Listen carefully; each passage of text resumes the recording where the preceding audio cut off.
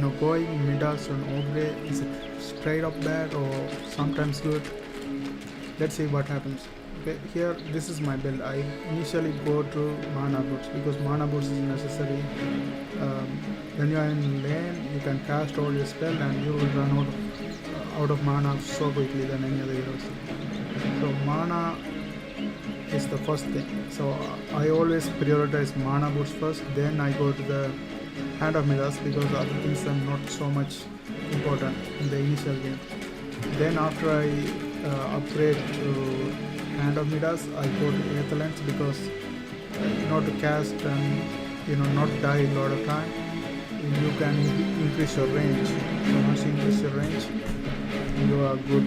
You're good to go because you won't die much. And then tranquil burst that will improve your. It will make you strong. Then after that I go full stun mode. So first I pick Rod of Hetos and then again Scepter. Rod of Hetos, you can capture. Rod of Hetos is really good for Ogre magic because you can see it will multi-cast. I have maximized because the multi-cast is enabled. And I'm gonna this now you can multi-cast. And after I go to Aghanim Scepter to become a stun machine, what I do, I buy the Octarine Core. It decreases the cooldown. It decreases the cooldown of spells and items. So these are my item also cool down faster. And then you have this stun, and when you buy Aghanim Scepter, you have another stun. Let's fall down. So these two stun instantly cooldowns. And then after that you can go for this Abyssal Blade as well because it also multi-cast. Oops!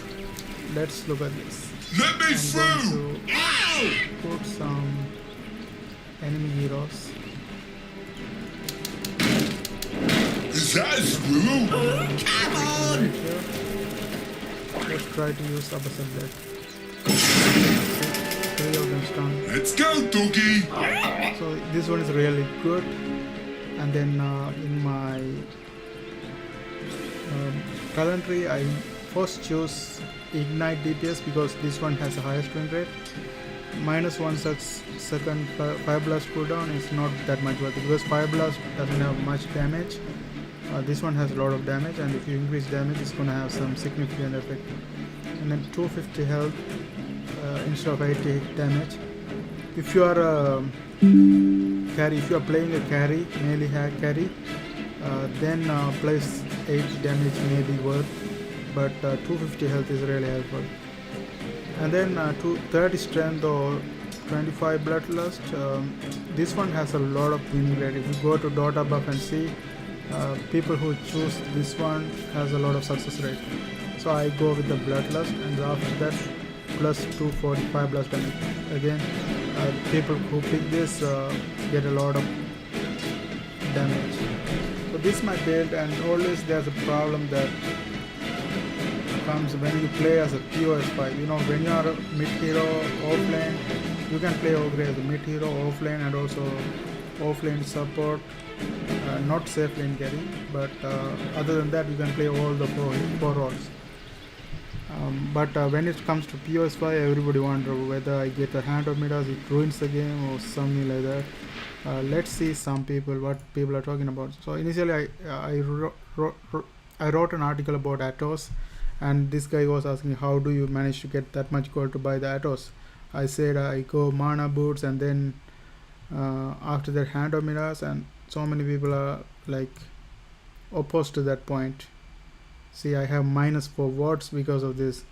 But let's look at another article. This is about Midas on PS5. Ogre straight up bad or sometimes good. I used to get Midas every game. It's part of the fun of the hero. But lately I've been going to opposite and never getting it. Focusing on item like Glimmer, Aether, Medallion, etc. instead, as feels more useful in the 5 to 15 minutes timing. Midas is so freaking nice though. Can you get away with like Soul Ring, Stick Bro? Midas some matchups where you feel like you are still useful despite a greedy item build. Okay, generally speaking, when you are here, the Midas bad, but work below 2k, 4k, 6k, 8k, 100k. In reality, the deciding factor is in MMR is the ability to punish the carry, because the support is late on Glimmer force timing or being able to treat the higher GPM support like Pinata and gain an advantage from the having too much GPM. In my opinion, it isn't really that possible average pub to predict the other team is coordinated motivated in order to punish the greedy plays.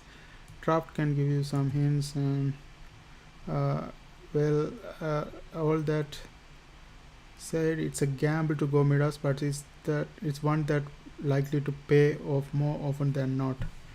So it most likely pay off, because I tried Ogre Magi without Midas and with Midas.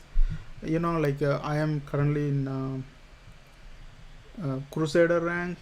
In low rank, it doesn't matter, like, because people are not pushing that hard and stuff like that.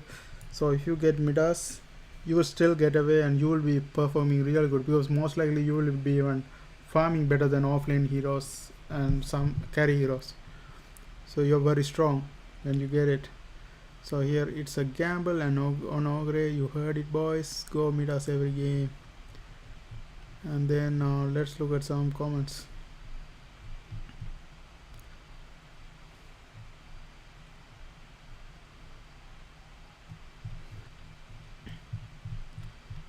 So this one has a lot of upwards. Such a good comment, couldn't agree more. And thing about Midas Ogre is that it never late to buy it. Rushing 5 minutes isn't ideal. Yeah, it's not ideal to go first item. You better grab some mana boots or something, because you're gonna need some mana to cast all your spell. Only hero maybe Dazzle too, that can grab it late and still make money fast enough to make item. Solo okay, specified by Midas as your first second item. You are generally dumb, so you have both absolutely no concept how you play. Straight up bad every single. If you finish, if you are less than 2k MMR, very good. So it's very good for me, because I am less than 2k MMR. I used your hero item, guys. Thanks, man. And ta,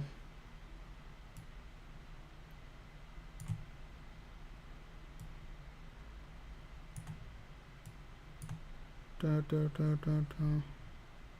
2k god, how do you say? Bad to the point, literally graving it. I never build it unless I'm going to core. Just delay my Glimmer for stuff timing. In my opinion, not going to Midas as an Ogre 5 is in most games below 6k. Non-competitive is straight up griefing. The whole point of Midas Ogre 5 is that you have rich support who can afford to buy expensive team items like Glimmer, Force, Solar, Vessel, Trumps, Blink without taking that much farm, and who can nicely get level advantage even without consuming tomes. Now that wards are free and sentries are almost free, I see no reason to not get Midas if you can get it in less than 20 to 24 minutes. It's about we over by that point. Okay, yeah. I usually end up getting 16 minutes, so it's pretty good for me. It's not that bad.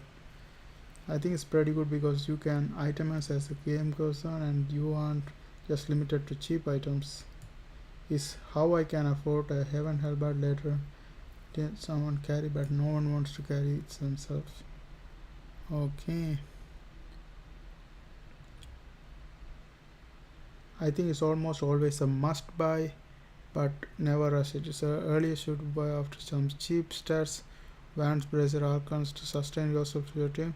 The only question which dictates when you should buy is consider probability of the team snowballing running over course. Okay, so this is Ogre Magi. I would say it's good. In my opinion, it's really good. Now I want to ask another question, that is Hand of Midas good on Warlock POS 5, because Warlock has none of these abilities, and Midas on Warlock.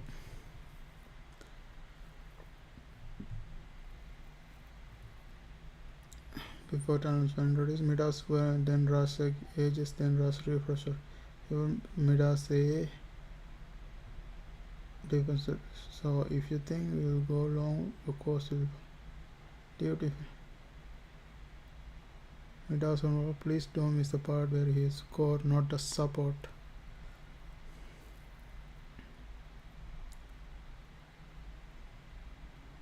Momentum. If you're already in a position to run them over, why do AMC need to attack speed?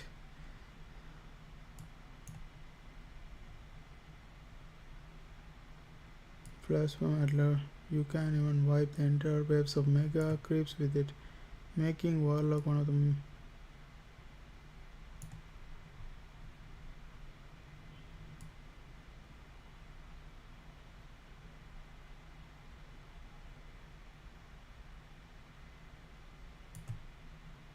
but my farming all the perhaps.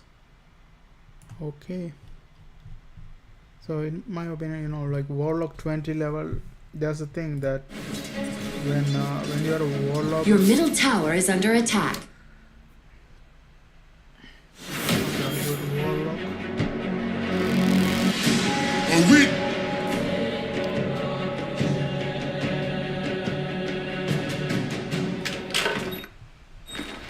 so when you are level 20, you summon a golem on death, or 25 Prepare for damage. battle. So it depends on the team. If you want 5 golem and if you reach level 20 faster, is really helpful. So getting a Midas is really good for Warlock, but POS5 I don't know. Most people are offended when you get Midas as POS5. So I would still go to the Midas, but I'm gonna choose definitely. Okay, so let's build the item now. What I'm gonna do is I needed all these things. I'm not gonna worry about anything else. I just want maximum stun. So what I'm gonna do, first I build the mana boots, then I go to the I go to the hand of Midas. The question is, or the people are, why not just go to the against scepter? This is not only for the gold, it's good for the levels as well. Like when you level faster for level 20, by the time you go to level 20, you will already have built against scepter as well. Because you will, with the ulti, often casting the ulti, you farm faster. And then you build this one. Don't worry about anything else. Just build this one, and then refresh rope, and then Octave and 4. That's it. After that you can go for the extra stun and build this one as well. Right. That's it, guys. And maybe you want to be helpful for the